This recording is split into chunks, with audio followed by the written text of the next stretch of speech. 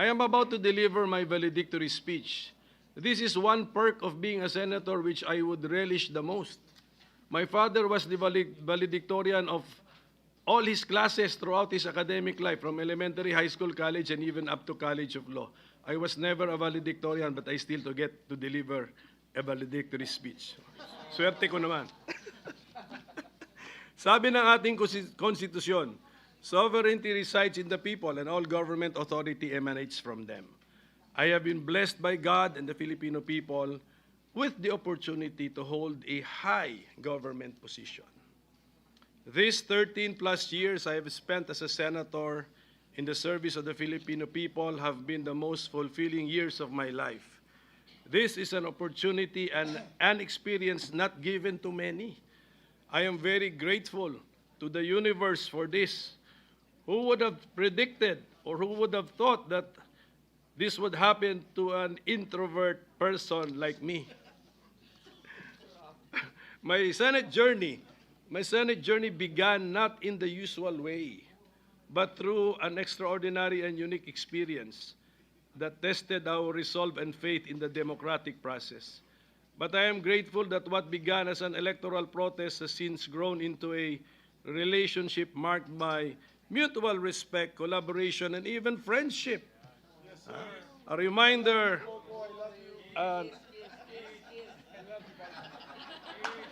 kumpare pa.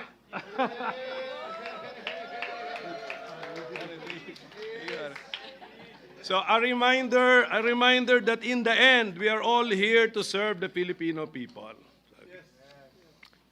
So let me go back to the decision which allowed me to be part of this chamber, Mr. President.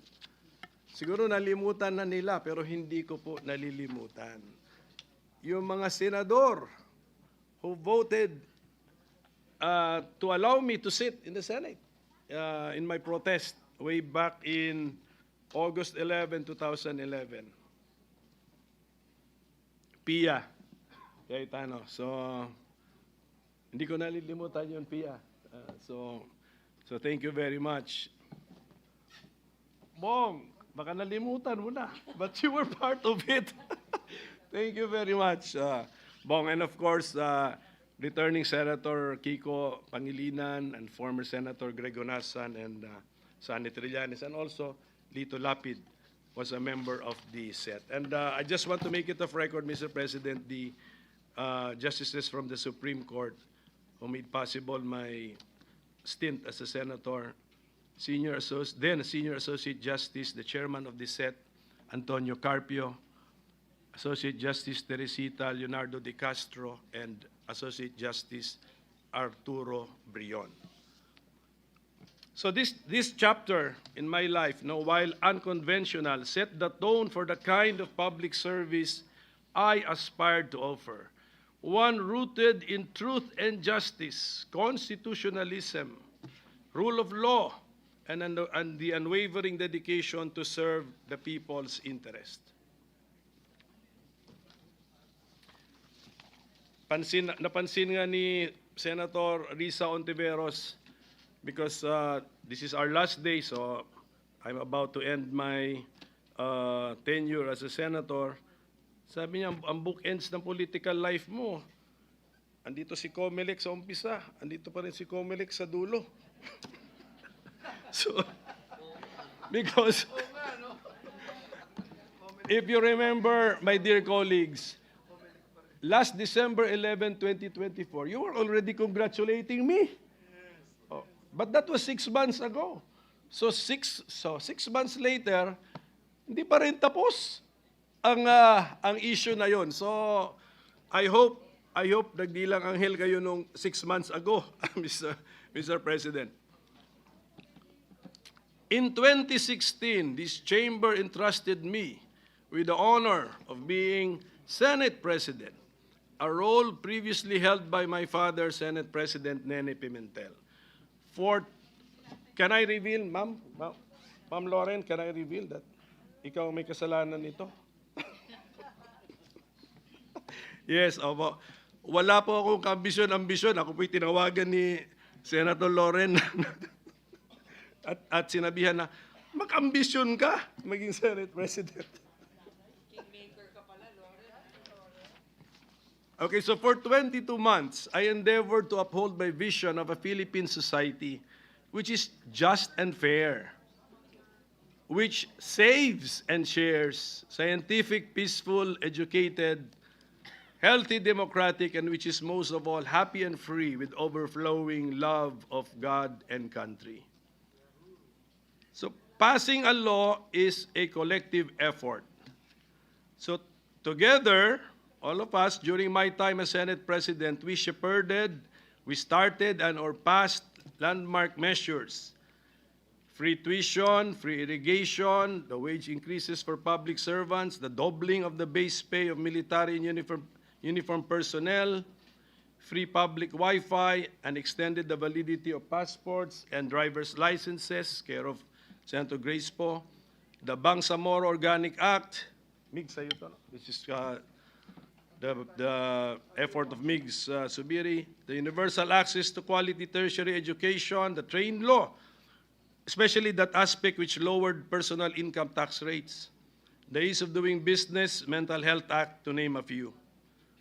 I would also like to thank all of you for helping me pass and/or for designating me to be the sponsor or co-sponsor of many other laws involving creation of courts, the NBI Modernization Act, the Estate Tax Amnesty Law, the Retail Trade Liberalization Amendments, the creation of the Department of Migrant Workers, sa'yo to, Joel, the Creative Industries Development Act and the Centenarians Act, both laws with the help of IME, the Government Procurement Reform Act, the Archipelagic Sea Lanes Act with the help of TOL, among others. One of the great privileges of serving in this chamber has been meeting and learning from some of the finest minds in our country's political and legislative history. I am grateful to have learned from their wisdom and, of course, from your wisdom, my dear colleagues, and your wit and your statesmanship. My time as minority leader has been most fulfilling too. I have learned a lot having been forced to read almost all of your bills. Totoo. Pero hindi kaya. Kaya I said almost all. So I thank my compatriot in the minority of two, Senator Risa Ontiveros, for electing me as the minority leader. Ganun kasimple yung aming eleksyon, actually, Mr. President.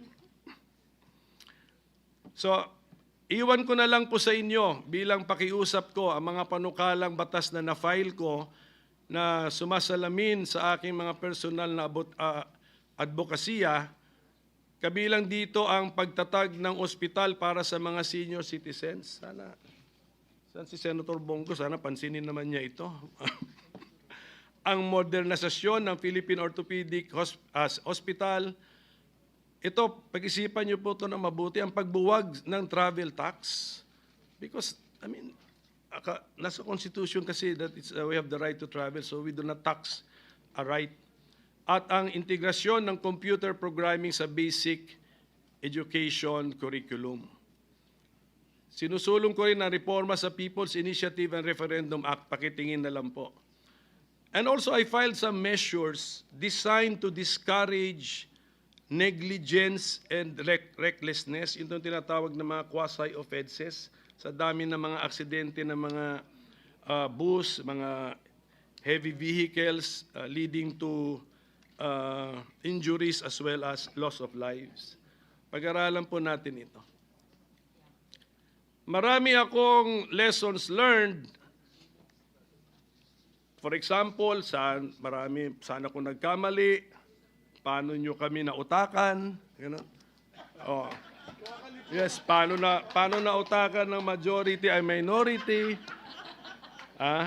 Tapos, actually, may pagkakamali kami na present kaming dalawa. Kung absent yung isa, meron sana kaming parliamentary maneuver na nagawa. Pero hindi ko na muna ikwento lahat ito. Kasi ang bala ko isulat ito sa isang libro para naman merong pang bumili ng libro ko. Okay? So I owe this journey to many.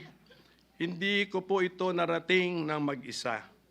So to my colleagues, all of you, so if I look around, I think I've spent enough time in this chamber, and I've been siguro so involved in your professional lives that I think I have personal relationships with all of you.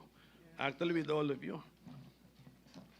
Ito si Sila Bato, si Bongo, si Robin. May kaso pa nga kami. We are fighting over a political party. Oh, and because of that, I have been forced to look for another political party. So party mates ko na, Tita Cynthia, Amy Marcos, Mark Villar, Pia Cayetano. So I really have, I believe I have personal relationships with all of you. So I want to thank all of you. The Senate is not a place for echo chambers, but for courageous discourse. In diversity, we find democracy's heartbeat. Salamat for debating with me. I learned a lot from using my kokote. And I believe this is also an anti-Alzheimer's measure. Diba? So, maraming salamat po muli sa inyo lahat. Pero siguro, kung meron man nasaktan sa 13 years ko rito sa Senado, kasi siyempre na-involved din tayo sa some highly political issues eh. Kung meron pong nasaktan sa aking mga kilos, nasabi, actions, or na-file, I beg for your understanding. And I pray that with the passage of time, you will find it in your heart to forgive me. So ganun lang po. If ever. Okay, so I'm assuming meron kasi lahat tayo dito, sensitive eh. Karamihan sa atin rito sensitive. So, basta ulitin ko to my dear colleagues, I really thank you. No? You have been all very kind to me. You have been all very good to me. And you have been all, i-all ko na lang para hindi na natin isipin. You have been all very generous to me. To the Senate Secretariat and staff, the OSAA, even our cleaning staff, thank you for keeping this institution alive day in and day out. Your work, often unseen, ensures that the Senate remains a bastion of democracy. Lahat po tayo may ambag to making the Senate a bastion of democracy. So to my own staff, sana staff ko, may andito konti, okay. Thank you for making me more efficient by multiplying the number of my mini-me's. Yan sila. So I hope meron po kayo I hope meron kayong natutunan sa time ninyo sa akin, and congratulations to all of my staff who have been hired by incoming senators. So to my family, Kat is here. Kat, my wife, she's